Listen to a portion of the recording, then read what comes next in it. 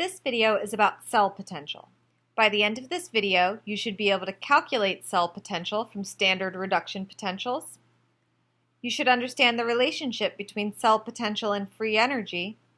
And you should be able to predict changes in cell potential for non-standard cells using Le Chatelier's principle. Cell potential, which is abbreviated with a cursive letter E, is the pull or the driving force on the electrons in a voltaic cell. It's often referred to as the voltage of the cell. So a 9-volt battery would have a cell potential of 9. In order to calculate the cell potential for a voltaic cell, we need to consider the standard reduction potentials of the anode and the cathode. The standard reduction potential, which is abbreviated cursive E with a degrees symbol for standard, is a measure of a metal's ability to gain electrons, or in other words, a measure of a metal's ability to get reduced. The cell potential for a voltaic cell is equal to the sum of the oxidation and reduction potentials of the anode and the cathode, as shown here. Elements that tend to lose electrons more easily will have lower reduction potentials and are said to be more reactive. The species with the higher reduction potential will be more likely to be reduced, therefore it will act as the cathode in the voltaic cell. The other electrode with the lower reduction potential will be less likely to be reduced, therefore it will act as the anode. Here's a table of standard reduction potentials. You'll always be given these values along with the equation, so there's nothing here to memorize. However, you should be familiar with what these tables look like. Some important things to note about the reduction potential table. First, reduction potentials describe the likelihood or the potential for a metal to be reduced. As we said before, higher reduction potentials mean more likely to be reduced, therefore these metals will act as cathodes more often. So the metal that's higher up on the reduction potential table will be more likely to act as the cathode than the metal that is lower down. Since all of the half reactions in the reduction potential table are written as reductions, we need to reverse the oxidation half reaction, therefore changing the sign on the voltage. For instance, if we determine that manganese is oxidized rather than reduced, we need to reverse the reduction reaction to make it into an oxidation reaction. Likewise, if the reduction potential was negative 1.18, its oxidation potential will be positive 1.18. Finally, when a half reaction is multiplied by an integer, the voltage does not change. This is one of the only non-stoichiometric relationships we'll look at in this class. So to summarize, elements high on the reduction potential table will have high reduction potentials. Therefore, they are the easiest metals to reduce and will act as cathodes more often. Elements at the bottom of the reduction potential table has very low reduction potentials. Therefore, they're much more likely to be oxidized and will most likely act as anodes in a voltaic cell. Let's consider this example together. In order to calculate the voltage of this cell, we first need to determine which metal is being oxidized and which metal is being reduced. Since zinc has a lower reduction potential than copper, it will be oxidized rather than reduced. Therefore, we need to reverse the zinc reaction, and in so doing, reverse the sign on its voltage. Now we can add our two potentials together. Our zinc plus our copper gives us a cell voltage of 1.10 for a standard zinc-copper cell. Here's an example to try on your own. Pause the video here. When you come back, I'll reveal the answer. Welcome back. Here's what you should have gotten. In this case, aluminum is the anode. Therefore, the aluminum reduction potential reaction and sign must be changed.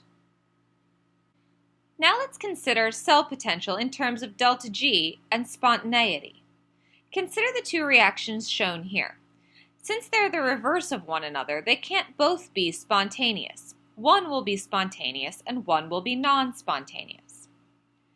Since we know that zinc has a lower reduction potential, it will be spontaneously oxidized when placed with copper, which will be spontaneously reduced. Therefore, only the top reaction will be spontaneous.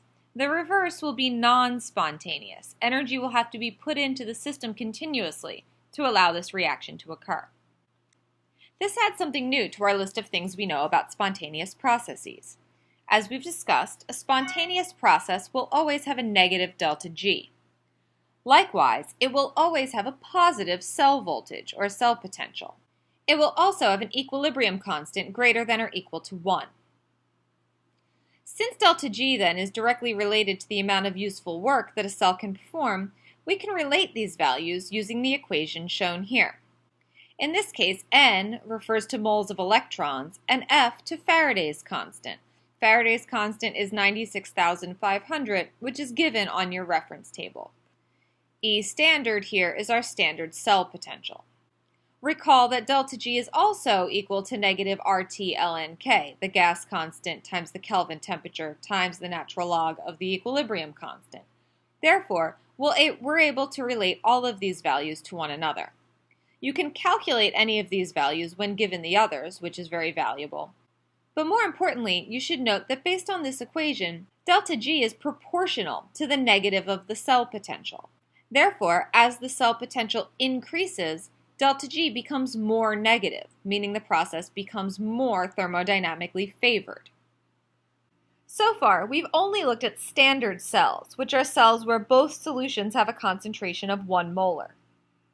Let's consider what the Q value would be for a standard cell. Since both solutions have a 1 molar concentration, our Q value would be equal to 1. Therefore, Q will be less than K, since we previously noted that K values will be greater than 1. Therefore, as the battery runs, the system essentially moves towards equilibrium, towards the point where Q equals K. Therefore, one convenient way to think about batteries running is that as the battery runs, it moves towards equilibrium, or towards a point where Q is equal to K. Dead batteries are essentially just batteries that have reached equilibrium. Systems further from equilibrium, then, will have larger cell potentials, whereas systems closer to equilibrium will have smaller cell potentials. In other words, delta G gets more negative as the cell gets further from equilibrium. Recall that as we saw previously, delta G becomes more negative as cell potential increases, since they are proportional to one another. With this in mind, let's consider non-standard cells, or cells in which the concentrations are not 1 molar. We can think of these cells in terms of Le Chatelier's principle. If we increase the concentration of reactants above 1 molar, the standard value, we will essentially encourage the forward reaction. This will cause an increase in voltage. Conversely, if we increase the concentration of products, we will oppose the forward reaction, therefore decreasing the voltage. The opposite is also true. Decreasing reactant concentration will decrease the voltage, and decreasing product concentration will increase the voltage. Consider the fact that if we both increase reactant concentration and decrease product concentration, we're moving the system further and further from equilibrium, thereby increasing our voltage even more.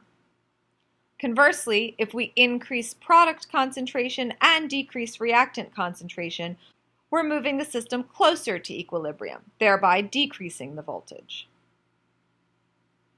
Here's an example to try on your own. Pause the video here. When you come back, I'll reveal the answer. Welcome back. Here's what you should have gotten. Our standard voltage is 1.76, where zinc acts as the anode, so that one's reversed.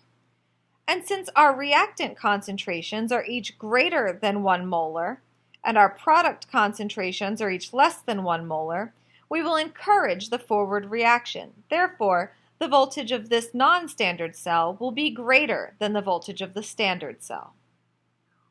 That brings us to the end of this video. Let's review our goals.